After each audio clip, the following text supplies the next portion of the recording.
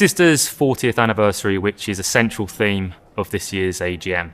I'm here with two titans of the derivatives markets, and we're going to be talking about a few of the milestones along the way. I'm joined by Tom Jasper, who was ISDA's first ever co-chairman when the association was formed 40 years ago, and Eric Litvack, ISDA's longest ever chairman before he stepped down at the end of last year. Tom, Eric, welcome to Amsterdam. Hi, Nick. Morning. Tom, you've been around ever since the start. When you sat down with that first small group of dealers back in 1984, 1985, did you ever imagine that the derivatives industry would get to where it is today?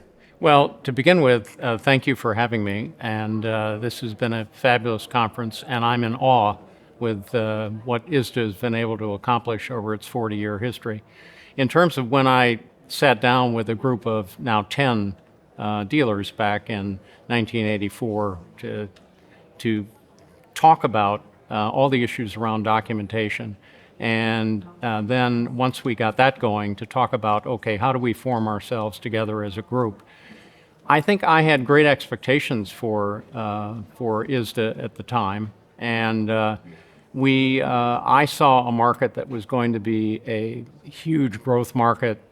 I probably didn't envision that it would be involved in so many different sectors of the market, and I certainly, seeing the membership now that ISDA has and the number of members and the diversity of membership, I probably never could have envisioned that. But I saw ISDA being a critical element in the future of the derivatives market, and I thought it had a great opportunity to do that. Eric, you were chair from 2014 until 2024, the end of last year. Over that time, some huge changes in derivatives markets. What would you say was ISDA's biggest achievement during that time? Well, firstly, it goes back beyond that period, and it goes back to this guy right here and the people who worked with him. And I had the occasion to reference this over the years in my chairman's remarks. Everything we've done standing on the shoulders of those who came before us.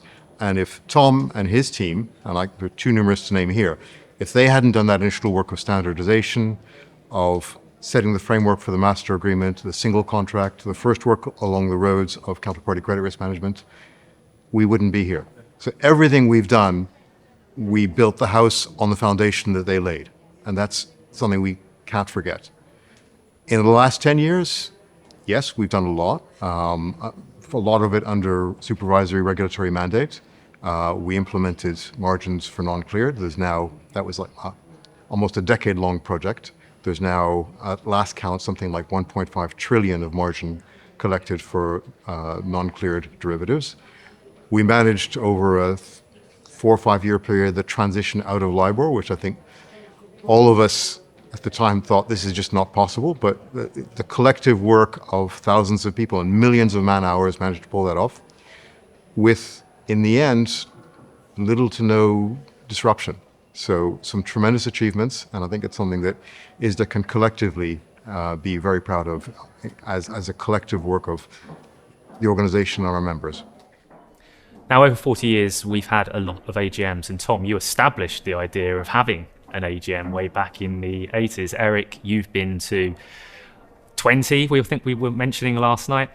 Tom, what was your favorite AGM? My favorite AGM was probably Geneva.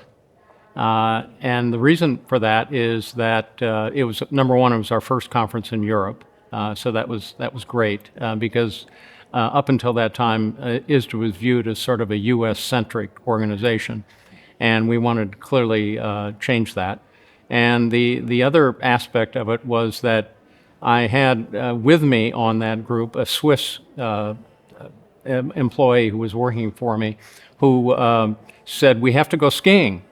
And I said, I hadn't been skiing since I was a kid. And he said, we're going up to Megève right after the conference. So right after the conference, we went up to Megève to go skiing. And I showed up with a pair of blue jeans, a bulky shirt, with my rental boots and my rental skis, and I was terrified. The French terrified me. And I can assure you that it was a humbling experience, to say the least, but it started what became a lifetime passion for skiing. So, fantastic. Eric, can you top that? What was your favorite AGM? I'm going to claim chairman's privilege and call two AGMs, the ones that bookended my chairmanship. First of all, the Montreal AGM in 2015. That was very special to me. Well, it was my first as chairman. It was also in my hometown. So that was special, just walking around a city I hadn't been to in a very long time. Mark Carney dropped in to speak to the board, so it was a magical moment. And then my last AGM as chair was in Tokyo last year. Tokyo is always special. We were fortunate enough to be there in time for the cherry blossoms. Took advantage to have the family over and went on a hiking holiday for 2 weeks after the AGM, and just really special atmosphere and a wonderful time. Great. Tom, Eric, I hope you enjoy the rest of this AGM, and I hope you'll make it your favourite going forward. Thanks for joining us. Thanks, Nick.